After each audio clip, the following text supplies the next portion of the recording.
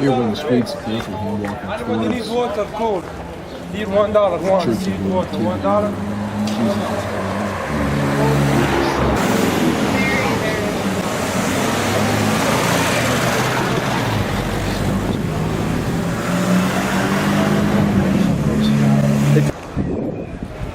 There's the streets of walking through the streets of Bethlehem, year 2012.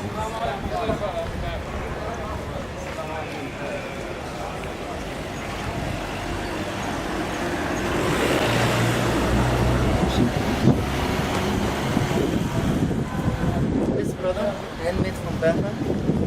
You want to buy? You want to look for me?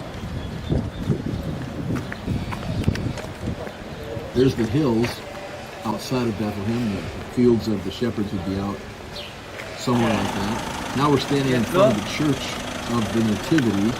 This was built by Constantine in 326 and then by Emperor Justinian around 430 or 530 was finalized. That's the front of the church. There's a door frame there that you can see with an arch. 40 people.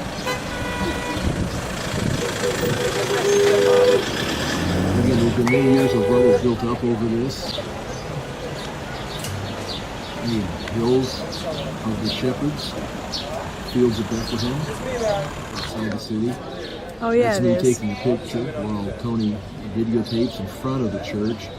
Again, this was built in 326, but covered up in 135. This whole site was covered up by a pagan shrine by Church of the Hadrian Nativity. in 135 AD, and then when the Roman Empire became Christian, they asked the Christians of Bethlehem where was Jesus born, and they identified this location as a cave below in the back.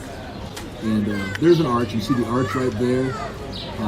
And then that was blocked shut, so horses couldn't go in and plunder the church.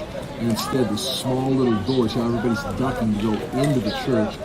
You have to duck to go in as a protective measure to keep the church from being plundered. This again was built in 326. The Persians came by to destroy it, but they spared it in 600, in 614. They spared the city or the church because inside on the walls were pictures of Persians, the wise men that dressed like the Persians. Now I'm inside. I just stepped inside the foyer there, checking this little room out here off the side. Sometimes you don't want to follow him because you don't know if he's going in the right place. What's in there?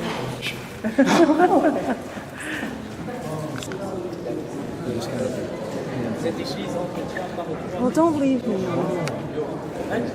Now we're inside the church. You can see the pillars. Those were put up by the Crusaders in 1100 AD. And there's two rows on both sides. You see the ceiling, if you get a chance to see the ceiling. Oh, notice the floor, how the floor is opened up. The floor we're standing on was a floor put in by the Crusaders. There's the inside there. See the rafters up there? That would be the work of Constantine and Justinian in 326 and 520 or 530. The Crusaders came by in 1100 and put these pillars up and a new floor. They covered up the Constantine's floor from 326. And see those panels on the floor there? Those doors open up and you can see the details of the mosaics from 326. See how it's built up? You see, this would be in front of the house that Jesus was born in. If it was a house, a two-story house. There's the mosaics. 326 little stone mosaics in great detail that Constantine put in, and then the Crusaders covered it up.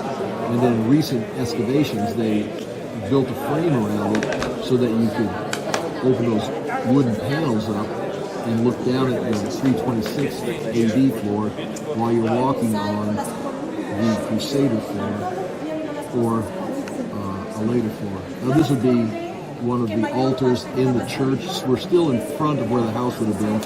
The lower level, which would include a cave, is further back, and then we'll have to go down to it in just a moment. This would be a Latin service going on. or a Greek Orthodox service going on.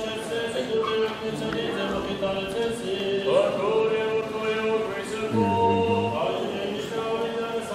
There's the priest doing the service in front of one of the altars.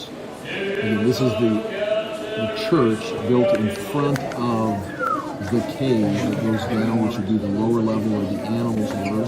So the church was built over the cave. We're going out to the cave of the Nativity, where traditionally Jesus was born. Yes.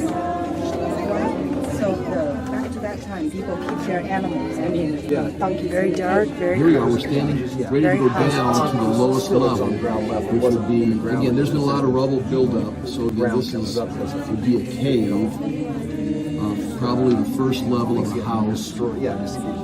Subject to marriage. These 4 caves were on BC. ground level. And down there's They the didn't marble go down the floor hole.